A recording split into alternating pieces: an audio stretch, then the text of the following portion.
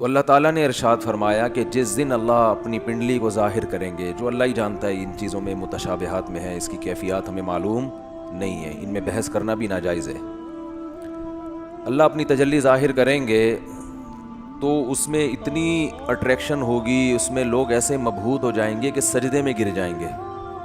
اس وقت سجدہ کرنے میں مزہ آئے گا، لذت محسوس ہوگی۔ فرمایا لیکن کچھ لوگ ایسے ہوں گے جن کی کمر تختے کی کر دی جائے گی، اور وہ سجدہ کرنا بھی چاہیں گے تو نہیں کر سکیں گے۔ یہ کون لوگ ہوں گے؟ فرمایا یہ وہ لوگ ہوں گے جن کو دنیا میں سجدے کے لیے، نماز کے لیے بلایا جاتا تھا، وہم سالمون، اس وقت ان کی کمر صحیح تھی، تختے کی نہیں تھی، یہ کمر جھکا سکتے تھے، سجدہ کر سکتے تھے، نماز پڑھ سکتے تھے۔ اس سے اندازہ ہوتا ہے کہ اللہ کی نظر میں دنیا میں جب ہمیں سجدے کے لیے بلایا جاتا ہے تو ہم اس کو ہلکا لیتے ہیں، لیکن اللہ کی نظر میں اس کی بہت بڑی قیمت ہے، بہت ویلیو ہے اللہ کی نظر میں اس کی۔ اس لیے خوب اچھی طرح سمجھ لیں کہ نماز کو ہلکا نہیں سمجھنا چاہیے۔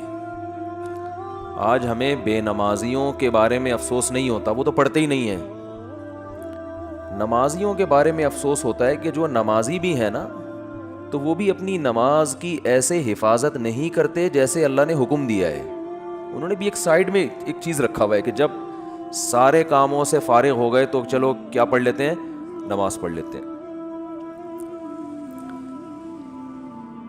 یہ جو قرآن میں اللہ نے فرمایا یوم وہم کیا ہے، یوم یکشف عن ساق ویدعون الی السجود فلا یستطیعون خاشعۃ ابصارهم ترہقہم، نہیں، آیت میں یوم یکشف عن ساق ویدعون الی السجود فلا یستطیعون، آگے کیا ہے؟ خاشعۃ ابصارهم ترہقہم ذلہ وقد كانوا يدعون الى السجود وهم سالمون۔ فرمایا دنیا میں انہیں سجدے کے لیے بلایا جاتا تھا، تو یہ کب بلایا جاتا ہے؟ اذان۔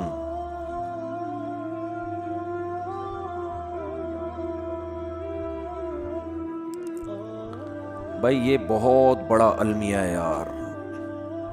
دیکھو گاڑیاں غلط نہیں پارک کیا کرو۔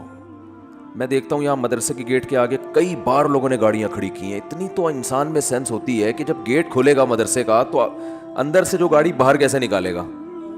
یعنی یہ تو نبی صلی اللہ علیہ وسلم نے فرمایا کہ ایمان کا آخری درجہ یہ ہے، یہ حدیث خوب غور سے سنیں، ایمان کا آخری درجہ یہ ہے کہ راستے سے تکلیف دہ چیز کو ہٹایا جائے۔ کوئی بھی چیز جو لوگوں کو تکلیف پہنچا رہی ہے اس کو کیا کرو؟ ہٹا دو۔ گٹر کا ڈھکن کھلا ہوا ہے، کوئی گر سکتا ہے، آپ اس کا انتظام کریں۔ کانٹا پڑا ہوا ہے اس کو ہٹائیں، پتھر رکھا ہوا ہے اس کو ہٹائیں، کوئی بھی چیز جو لوگوں کو اذیت دے سکتی ہے۔ ہاں ابھی بتا رہا ہوں، ابھی بتا جائیں گے نا، بات کمپلیٹ ہونے دینا، ورنہ پھر وہ پھر دوبارہ کریں گے یہ حرکت، اس لیے کمپلیٹ کر لو پھر جائیں۔ تو راستے میں تکلیف دہ چیز جو نہیں ہٹاتا نا، اس کو نبی نے ایمان سے خارج کیا ہے۔ سوچو وہ کتنا بڑا گویا کہ کافر ہوگا جو تکلیف دہ چیز راستے میں ڈالتا ہے۔ تو گاڑی غلط پارک کرنا، بائک غلط پارک کرنا، یہ تکلیف دہ چیز ڈالنا ہے کہ نہیں ہے؟ کانٹے سے اتنی تکلیف نہیں ہوتی، لوگ اکثر سنبھل کے ہی چل رہے ہوتے ہیں، لیکن گاڑیاں اس طرح روزانہ میرے ساتھ ایسا ہو رہا ہے روزانہ کہ یہاں آپ گلی میں گاڑی موڑنے کی کوشش کرو، نہیں موڑ سکتے۔ کسی نے کارنر پہ گاڑی ایسے کھڑی کی ہوگی کہ گاڑی دوسری گاڑی جو آئے گی ٹرن ہی نہیں ہو سکتی، اور یہ دیندار لوگ زیادہ معذرت کے ساتھ کر رہے ہوتے ہیں۔ ہمارے ہاں جو جتنا بے ڈھنگا ہوگا نا اس کو سمجھا جاتا ہے اتنا نیک ہے، جتنا بے ڈھنگا ہوگا نا۔ میں جب گیا نا حضرت مفتی رشید احمد صاحب رحمہ اللہ کے پاس، ان کے شاگردوں کے پاس، تو میرے پاس 125 تھی، میں نے دیوار کے ساتھ لگا دی بائک، تو وہ کہیں جھانک رہے تھے، انہوں نے کہا بالکل چپکاؤ۔ میں نے کہا یہ عجیب بات کر رہے ہیں بھائی، راستہ تو ہے نا بھائی، راستہ اتنا تو ہم نے بائک پارک کی ہے کہ راستہ تو ہے۔ انہوں نے کہا نہیں راستہ نہیں، کھلا راستہ ہونا چاہیے لوگوں کے پاس گزرنے کا۔ تو جب آپ مکمل دیوار کے ساتھ بائک کو چپکا کے کھڑا کر سکتے ہو تو آپ نے اس کی دم باہر کو کیوں نکالی ہوئی ہے؟ تو میں نے کہا یار عجیب ٹائپ کے لوگ ہیں یہ، تو بہت سختی کیا کرتے تھے۔ تو راستے سے تکلیف دہ چیز جو نہ ہٹائے وہ ایمان سے خارج ہے، تو جو راستے میں تکلیف دہ چیز ڈالے وہ کتنا بڑا بے ایمان ہوگا معذرت کے ساتھ. تو ابھی تو آپ لوگوں سے غلطی سے اس لیے میں کہہ رہا ہوں کہ اب جس نے غلط گاڑی پارک کی وہ اٹھے گا ہی نہیں نا. ہمیں آپ نے بے ایمان کا فتویٰ لگا دیا. تو ہم اچھا گمان رکھتے ہیں آپ نے جان کر نہیں کیا ہوگا، غلطی سے کیا ہوگا، بلکہ آپ نے گاڑی صحیح پارک کی ہوگی یا بائک صحیح پارک کی ہوگی، کسی نے ہٹا دی ہوگی. تو جن نے غلط پارک کی ہے جا کے ذرا گلی کھولے، جا کے اٹھ جائیں. ہم لوگ دیکھ بھی نہیں رہے، آنکھیں بند کر لو بھائی، ہم نہیں دیکھ رہے. شاباش شاباش. اور آئندہ اس سے توبہ کریں. تو پیچھے سے تو دیکھ سکتے ہیں نا. اچھا، تو بائکیں جو ہے نا بالکل چپکا کے کھڑی کیا کریں دیوار سے، اور گاڑی بھی. اور گاڑی تو سامنے روڈ پہ کھڑی کرتے ہیں. ابھی کیمرے لگے ہوئے ہیں الحمدللہ چاروں طرف، ہم نے ٹھیک ٹھاک سیکیورٹی کا انتظام کیا ہوا ہے جو اسباب کی دنیا میں. تو چور بھی انشاءاللہ بھاگے گا نہیں، کہیں بھی پکڑا جائے گا. اور یہاں بھی کیمرے لگے ہوئے، وہ دیکھو وہ بھی لگا ہوا ہے، یہ بھی لگا ہوا ہے، دیکھ رہے ہیں. تو کسی کی جیب میں ہاتھ ڈالنے سے پہلے، کیونکہ جیب کترے بھی ہیں یہاں پہ، ان کو پتہ ہی نہیں ہوتا کہ کیمرہ لگا ہوا ہے. تو ہر طرح کیمرے لگے ہوئے ہیں جو ایک ظاہری اسباب ہو سکتے ہیں. اور سیکیورٹی گارڈ بھی بیٹھے ہوئے ہیں. کچھ سیکیورٹی گارڈ تو آپ کو وردی میں جو نظر آ رہے ہیں نا، اسلحہ کھلا لے کے گھوم رہے ہیں، کچھ یہیں بھی بیٹھے ہوئے ہوتے ہیں، سمجھ رہے ہو. تو آپ میں سے کسی کو نہیں پتا ہے کہ ادھر کس کی پینٹ میں کیا رکھا ہوا ہے اور کس کی شلوار میں کیا رکھا ہوا ہے. تو خیر بات کیا چل رہی تھی؟ بات چل رہی تھی نماز. ہو سکتا ہے میرے بھی آواز بھی اسلحہ لگایا وہ میں نے. تو ہم بھی اتنے نیک نہیں ہیں جتنا آپ سمجھتے ہو ہم کو، سمجھ رہے ہو نا. نیک سے مراد جو بالکل ہی بیوقوف لوگ سمجھتے ہیں نا. تو باقی یہ کہ اسباب کی دنیا میں انسان احتیاط کرتا ہے. باقی وہ بہاری لوگ کہتے ہیں کہ جب انسان کی موت آتی ہے تو اونٹ پہ بیٹھے ہوئے آدمی کو بھی کتا کاٹ لیتا ہے. تو وہ اللہ نے جب تک زندگی دینی ہے دے گا، جب اٹھانا ہوگا تو ویسے ہی اٹھا لے گا اللہ تعالیٰ. پھر تو سب کچھ ہو سکتا ہے نا. تو ایک ظاہری لحاظ سے جو کچھ ہو سکتا ہے وہ کرتا ہے انسان. باقی اللہ چاہے گا تو سب کچھ ہو سکتا ہے. ایک چھوٹا سا مچھر انسان کو مار سکتا ہے، تو ایک چھوٹی سی گولی مار سکتی ہے انسان کو، کچھ بھی ہو سکتا ہے. خیر، تو بات یہ چل رہی تھی کہ اللہ نے فرمایا جب ان کو دنیا میں سجدے کے لیے بلایا جاتا تھا تو یہ نہیں آتے تھے. تو جو اللہ جب بلاتے ہیں اس بلانے کو کیا کہا جاتا ہے؟ اذان. اذان بڑی زبردست چیز ہے. مجھے تو حقیقت بتاؤں، جو میرے جیسا نالائق جو نماز کی ٹوٹی پھوٹی اہمیت اللہ نے ہمارے دل میں پیدا کی نا، وہ اذان کی وجہ سے. کہ اللہ کو نماز سے اتنی محبت ہے، اتنی محبت ہے، اتنی محبت ہے کہ ہر دفعہ پوری تقریر مؤذن سے کہلوائی جاتی ہے. دیکھو جب بھی کسی چیز کی طرف آپ لوگوں کو بلاتے ہیں، اگر وہ کام بار بار ہو رہا ہے نا، ایک دفعہ ہوگا تو آپ اناؤنسمنٹ کرتے ہیں، بار بار ہو رہا ہے تو ایک دفعہ کی اناؤنسمنٹ کافی ہوتی ہے. ایک دفعہ کی، جیسے آپ کی جب جاب لگتی ہے تو آپ کا باس آپ کو ایک دفعہ بتا دیتا ہے کہ بھئی 8 بجے سے ٹائم شروع ہوگا اور شام 4 یا 5 یا 8 بجے تک آپ کی ایک دفعہ اناؤنسمنٹ کیا ہے؟ بولو نا، کافی ہے، بس بتا دیا بھائی، سگنیچر لے لیے کہ بھئی یہ ٹائمنگ ہے. یہ 9 بجے عام طور پہ دفتر میں 9 بجے کا ٹائم ہوتا ہے، اور گورنمنٹ کے جو دفتر ہیں 3:30 پونے 4 بجے کا ٹائم ہوتا ہے اس میں شام کو. چھٹی کا ٹائم 4 بجے، پونے 4 بجے حاضری ہوگی اور 4 بجے چھٹی. بعض دفعہ تو آنے کا ٹائم 4 بجے ہوتا ہے، جانے کا صبح 9 بجے ہوتا ہے واپس. یعنی الٹا بھی چل رہا ہوتا ہے، جو پریکٹیکلی ہو رہا ہے نا، کہ اس ٹائم پر آئے کہ جب جانے کا ٹائم گزر چکا تھا. ٹھیک ہے نا، 4 بجے جانے کا ٹائم تھا، 5 بجے پہنچ رہے ہیں. تو گورنمنٹ میں اللہ کا شکر ہے بہت ساری ہمارے ہاں سہولتیں ہیں الحمدللہ. تو ابھی بات سے بات نکلتی ہے، چھوڑو اس کو یار. بات تو سجدے کی چل رہی تھی نا. تو اللہ تعالیٰ نے، ہاں میں یہ عرض کر رہا تھا کہ آپ کو ایک دفعہ بتا دیا جاتا ہے بھائی یہ ٹائم ہے، اس پہ آ جانا.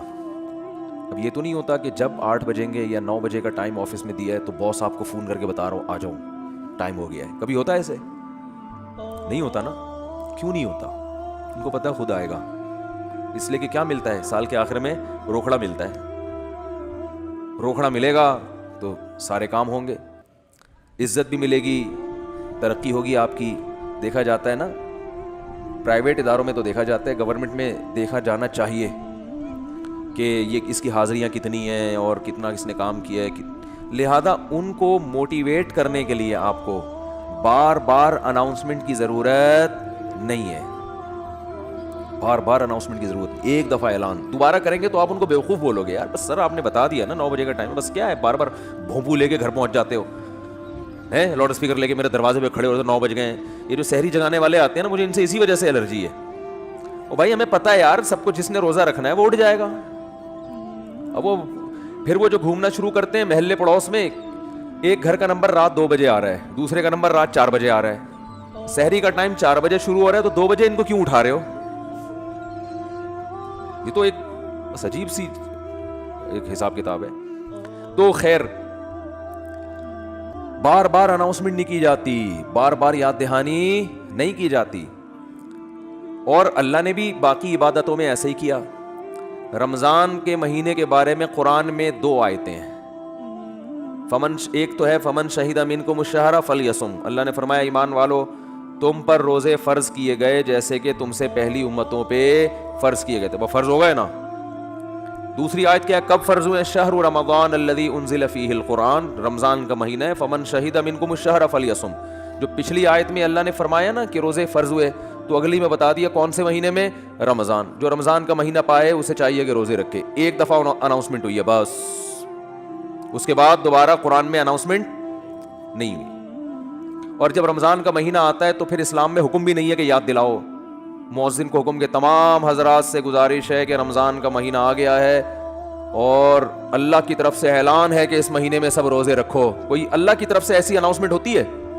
بھائی مسجد کے امام اپنی ذمہ داری پہ کسی کو یاد دلاتے ہیں روزہ رکھو, ترغیب دیں, وہ ان کا کام ہے. اللہ نے کوئی لگے بندے الفاظ نازل نہیں کیے, لہذا مسجد کا امام یاد نہ بھی دلائے تو بھی کوئی گناہ گار نہیں ہے. اللہ کہتے ہیں میں نے قرآن میں جب بیان کر دیا نا بس صحیح ہے, سن لیا ان لوگوں نے, کافی ہے. حج کے بارے میں ایک آیت ہے قرآن میں جس میں فرضیت کا ذکر ہے.